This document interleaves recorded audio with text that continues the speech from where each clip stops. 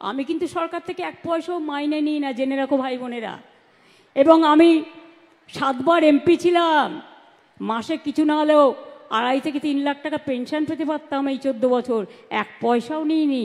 সেগুলো কিন্তু কেউ মনে রাখে না। আর পশ্চিমবঙ্গ সরকারের চিফ সেক্রেটারি বসে আছে, তার সামনে বলছি, আমি কোনো সার্কিট হাউসে গেলেও সেখানেও টাকা দিয়ে থাকি। আমি বই লিখি, সেই টাকা থেকে যা পাই। আমি গান লিখি, গানের থেকে যা পাই আমার চলে যায়। আমি একা মানুষ, আমার কিসের দরকার?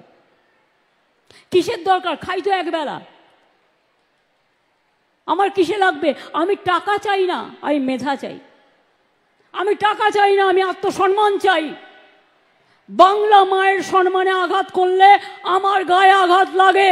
আমাকে আপনারা যা ইচ্ছে গালি দিন, আমার বিরুদ্ধে অপপ্রচার করুন, কুৎসা করুন, চক্রান্ত করুন, আমি লড়ে নেব। আমার বুকের পাটা আছে, জেনে রাখুন। এটা আমার মাটির শক্তি, এটা আমার মায়ের শক্তি, এটা আমার বাংলার সংস্কৃতি, এটা আমার বাংলার মেধা, এটা আমার বাংলার সম্প্রীতি। কিন্তু মনে রাখবেন, আমাকে ভয় দেখিয়ে কিছু করা যাবে না। নতুন করে ভোট আসলেই এনআরসি করতে হবে, ভোটার লিস্টে নাম কাটতে হবে। আর ইলেকশন কমিশন, আপনাকে অনেক প্রণাম জানাই, অনেক সালাম জানাই। প্লিজ দয়া করে বিজেপির ললিপপ হবেন না। প্লিজ দয়া করে বিজেপির ললিপপ হবেন না, তাহলে কিন্তু দেশের মানুষ ক্ষমা করবে না। যারা বাংলার ভোটার তাদের করতে দিন। বারে বারে আসবে আর বলবে বাংলায় নাকি সব বাংলাদেশিরা থাকে। আচ্ছা বলুন তো, ছোট্ট একটা প্রশ্ন, আমি এর উত্তরটা পেয়েছি বিখ্যাত পরিচালক গৌতম ঘোষের কাছ থেকে। আপনারা দেখবেন উনি এটা বলেছিলেন ফেসবুকে, টুইটে। কথাটা কি? আমরা তো তখন জন্মাইনি, আমাদের দোষ দিচ্ছে। বুঝুন অবস্থা। বলছে এখানে নাকি সব বাংলাদেশ হয়ে গেছে। কোথা থেকে হলো? 1947 সালে স্বাধীনতা আন্দোলনের পর যখন দেশ ভাগ হয়েছিল, আপনারা কি করেছিলেন? ভারত ভাগ করতে গিয়ে বাংলাকে ভাগ করেছিলেন আর পাঞ্জাবকে ভাগ করেছিলেন। তার কারণ, চলে যান আন্দামান সেলুলার জেলে। আমি রেপ্লিকা তুলে নিয়ে এসেছি আলিপুর মিউজিয়ামে।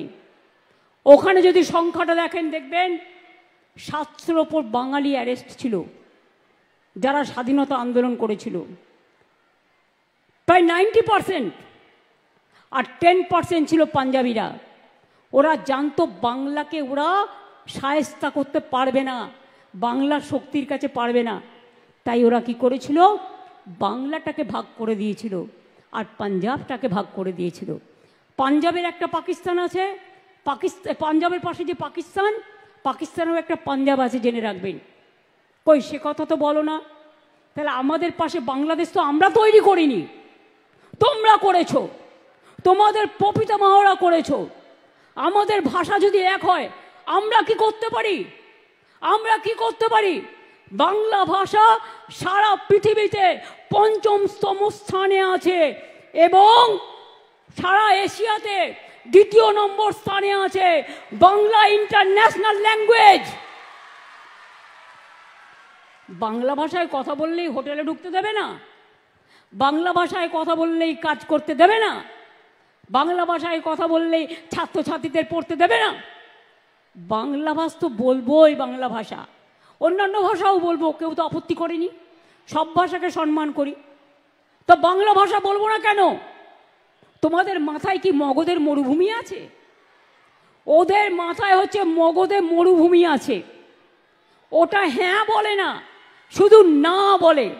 বাংলাকে সহ্যই করতে পারে না, বাংলা দেখলেই তরবর করে জ্বলে।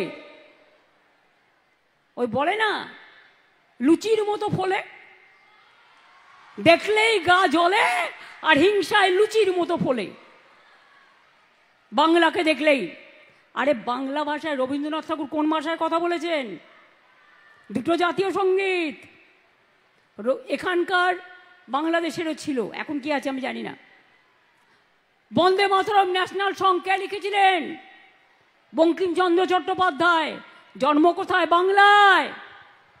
জয় হিন্দ স্লোগান কার? নেতাজি সুভাষচন্দ্র বোস। কোথায় লড়েছিলেন? বাংলা থেকে। সেই যে হারিয়ে গেল, আমরা তার জন্মদিনটা জানি, তার মৃত্যুদিনটা আজ পর্যন্ত আমরা কেউ জানি না। দেশবন্ধু কোন ভাষায় কথা বলতেন? ক্ষুদিরাম যখন গলায় ফাঁসি পড়েছিল, একবার বিদায় দে মা ঘুরে আসি, হাসি হাসি পড়ব ফাঁসি, দেখবে ভারতবাসী। ভাষাটা কি ছিল মশাইরা? মহাশয়দের জিজ্ঞেস করুন, হিন্দু না ওরা মুসলিম? ওই জিজ্ঞাসে কোনজন? কান্ডারি বলো ডুবিছে মানুষ, সন্তান মোর মার। কে মানুষটি? বিদ্রোহী কবি নজরুল ইসলাম।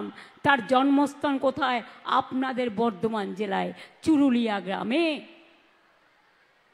ফাঁসির মঞ্চে গেয়ে গেল যারা জীবনের জয়গান, ৮০ লক্ষে দাঁড়ায়ছে তারা, দিবে কোন বলিদান? কে লিখেছিলেন? নজরুল লিখেছিলেন। সারে জাহাঁ সে আচ্ছা হিন্দুস্তান হামারা। কে লিখেছিলেন? ইকবাল লিখেছিলেন। বাংলার অবদানের কথা ভুলবেন না। বাবা সাহেব আম্বেদকর, আপনারা কি জানেন সর্বপ্রথম কোথা থেকে তিনি এমপি নির্বাচিত হয়েছিলেন? বাংলার অ্যাসেম্বলি থেকে। মনে রাখবেন, যিনি সংবিধান তৈরি করেছিলেন, সংবিধান কমিটির ড্রাফটিং কমিটির চেয়ারম্যান ছিলেন। ভুলে যাবেন না, বাংলার ইতিহাসটাকে মনে রাখুন। আর যদি শুধু বলেন সব বাঙালি মানে বাংলাদেশি, 1971 সালের মার্চ মাস পর্যন্ত আপনারাই গভর্নমেন্ট অফ ইন্ডিয়া চুক্তি করেছিলেন, যারা এখানে আসবেন তারা ইন্ডিয়ান সিটিজেন। হ্যাঁ, মানুষের একটা অভ্যাস থাকে। আচ্ছা বলুন তো, মুর্শিদাবাদের লোক যে ভাষায় কথা বলে বাংলা, বর্ধমান কি সেই ভাষায় বলে? তাদের লোকাল একটা টিপিক্যাল টাইপ অফ উচ্চারণ আছে। স্কুলে গেলে একটা ভাষা আমরা বলি, বাড়িতে গেলে একটা বলি। আমি তো বীরভূমের মেয়ে, ওখানেই আমি জন্মেছিলাম প্রথমে, তারপরে চলে এসেছিলাম কলকাতায়।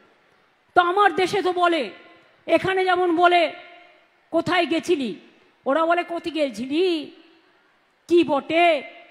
মুর্শিদাবাদেও তাই বলে। বনগাঁয় যান, আমি একবার বনগাঁয় গিয়েছিলাম ছোট্টবেলায়।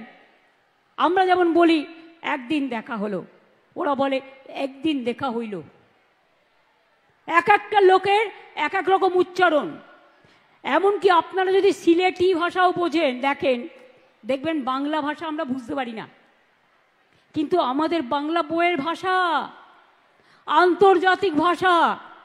সেই ভাষাতে কথা বলি, সেই ভাষাতে পড়াশুনো করি, সেই ভাষাতে মা বলতে শিখি, সেই ভাষাতে আম্মা বলতে শিখি, সেই ভাষাতে স্বরবর্ণ পড়ি, সেই ভাষাতে বিদ্যাসাগর মেয়েরা আগে পড়াশুনো করতে পারত, বাল্যবিবাহ রোধ করেছিলেন, পড়াশুনো শিখিয়েছিলেন। রাজা রামমোহন রায় সতীদাহ প্রথা নিবারণ করেছিলেন। আগে ছোট্ট ছোট্ট বাচ্চাদের বিয়ে দিত একটা বুড়ো লোকের সাথে, বুড়োটা মরে গেলে তাকেও সাথে চলে যেতে হতো।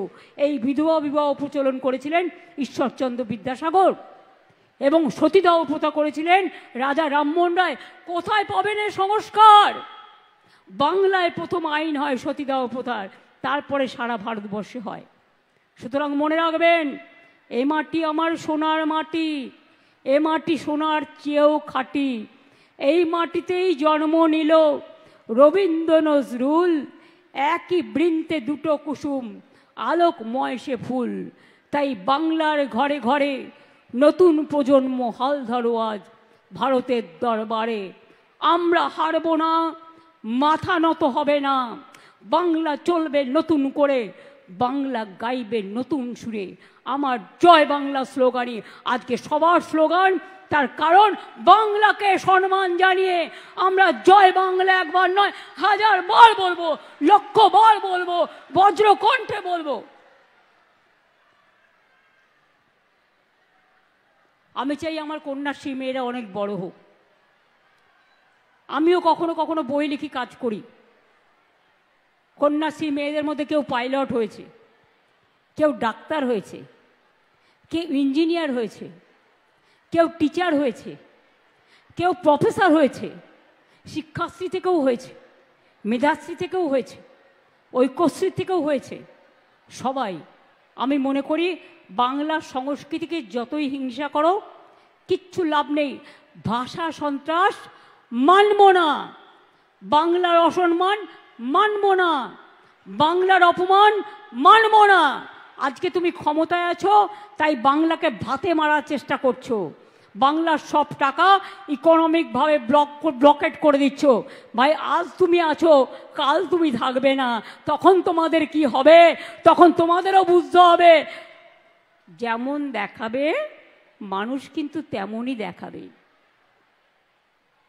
Charity begins at home. নিজের থেকে শিক্ষা নাও। আমি মনে করি মানুষকে অবজ্ঞা করা, অবহেলা করা, কুসংস্কারচ্ছন্ন করা আর তারা ঠিক করবে। আগে বলতে মমতাজি তো দুর্গা পূজা করনে নেই দেতা, এখন দেখছে কোনো লাভ নেই।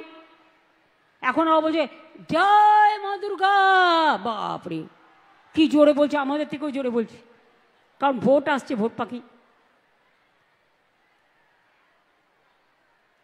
ওদের ধর্ম একটাই, মন গড়া হিন্দু ধর্ম। রামকৃষ্ণ নয়, স্বামী বিবেকানন্দ নয়, রবীন্দ্র নজরুল নয়, আম্বেদকর নয়, বিরসা মুন্ডা নয়। ওদের একটাই, ওরা নিজেরা তৈরি করেছে একটা, সেটাকে সবার উপর চাপিয়ে দেবে। সেটা হবে না। সেটা আজ কেন, 1000 বছর ধরে চেষ্টা করলেও হবে না। বাংলা তার নিজস্বতায় সমৃদ্ধ এগিয়ে যাবে। আজকের যারা ছাত্রছাত্রী, আজকের যারা কৃষক শ্রমিক, আজকের যারা যৌবন, আমি মনে করি তারা আগামী দিনেও বাংলা মাকে রক্ষা করবে, বাংলার মাটিকে রক্ষা করবে, বাংলার সম্মানকে রক্ষা করবে। আর ক্ষুদিরাম অনেক তৈরি হবে, নিজের গলায় ফাঁসি করে দেশের জন্য বলিদান দেবে, কিন্তু মাথা নত করবে না। এটা মাথায় রেখে দিন।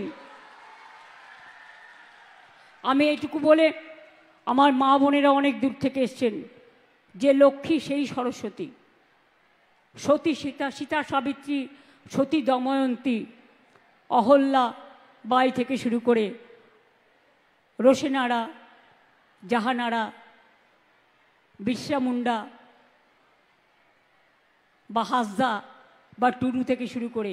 আরো ভালো ভালো খবর দেখতে সাবস্ক্রাইব করুন বাংলা হান্টের ইউটিউব চ্যানেল। বাংলা হান্টের আরো খবর দেখতে নজর রাখুন। বাংলা খবর মানেই বাংলা হান্ট।